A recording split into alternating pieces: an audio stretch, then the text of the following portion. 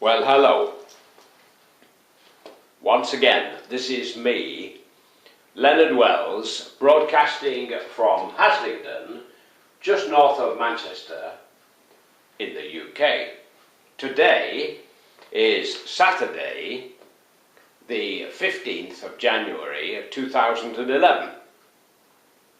And while recently I've been spending a lot of time with you talking about Romania, I want to talk about our own country today, and in particular the House of Commons and the Houses of Parliament in London.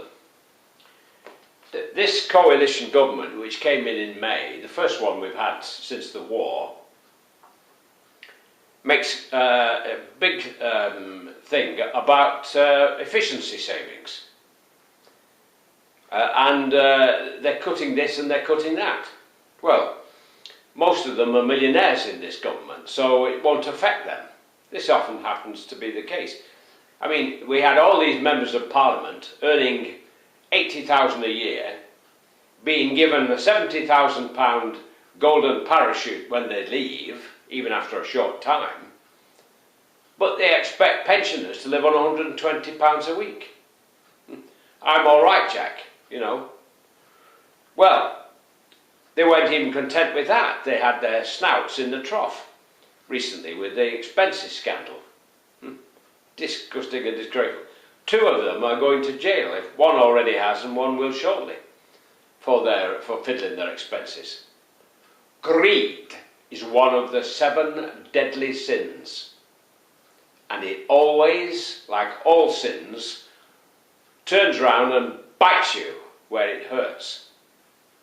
Now, they talk of efficiency savings. Well, let's look at the House of Commons. Have you ever seen a more monumental historic heap, if you like? It's a fabulous looking building, and people from all over the planet know it, with this famous Big Ben and the chimes and the gong and the so on. Sounds which bring every Englishman, of my age anyway, almost to tears when he hears them. As we did during the war. Well, what I'm about to say is the House of Commons chamber isn't even big enough to seat all of the members of Parliament we've got. Secondly, their voting system is primitive in the extreme. They all get out, walk outside into the corridors, give their votes to a teller, who then comes back in and whispers to the Speaker, who then announces the score. Well, this is something like Neanderthal in its methodology. So why are the government putting up with it? It's costing us hundreds of pounds a minute to run the place, and here they are wasting their time shuffling around with this archaic voting system. On top of which they have people in wigs wandering about banging on doors with an old walking stick. Or some such apparatus. And it beggars belief that they think this historical charade is somehow or other improving democracy. Well, it's a lot of codswallop. And at the same time, what are we doing dragging the poor old Queen around in a tarted up horse and cart? We're in the 21st century, for heaven's sake. Why don't we have a proper House of Commons and House of Lords built in the modern style, with proper electronic voting? I mean, from time to time, we fly people from members of Parliament or the House of Lords from all over the planet to vote. What in heaven's name, when you can fill your income tax return in online, what are MPs playing at, doing things this way?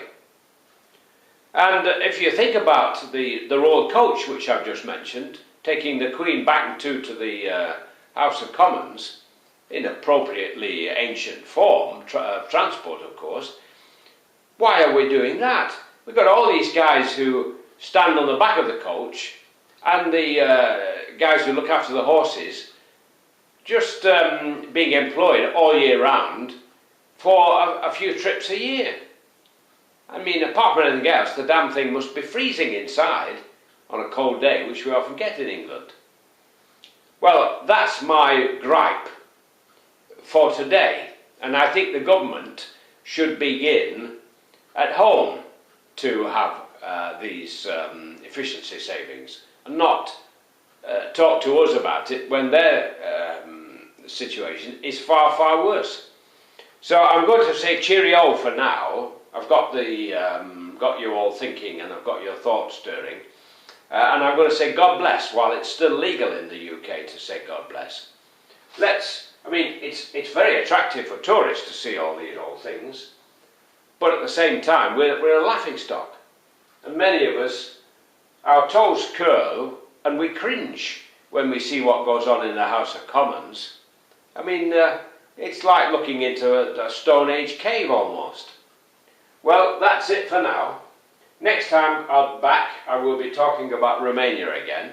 I love the place, and I've just booked today on Lufthansa to fly out there at Easter. Only £137, folks. Now that's cheap enough for a nearly £4,000 round trip via Dusseldorf, which is north of Frankfurt. So take care, all the best. Thank you for listening, and bye-bye for now.